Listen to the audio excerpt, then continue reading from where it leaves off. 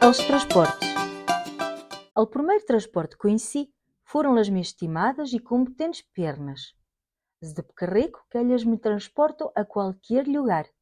Aqui, allá, a cerquita, a colhouca e mais, muito mais. Elas faziam com que eu descobrisse o mundo e que tão grande e guapo era. Um menino correu a aldeia das vacanças por todo o seu termo. E que bom que era!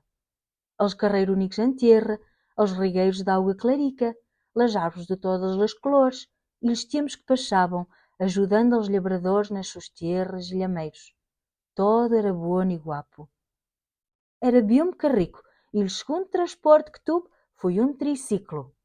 Corri ao curral de meus avós com toda a força e a imaginação como se fosse um campeão de ciclismo. Tantas eram as ganas que parti o pequeno transporte. Que desgosto! Depois, tomou a trotineta.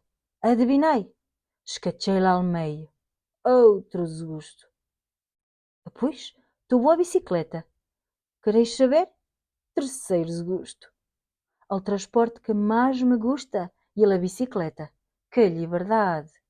La replano dá-me um cagaço que nem pode. Mas se quisires a minha opinião, ao mais guapo transporte cai e a imaginação. Ao boas companheiro de mirandês e eu.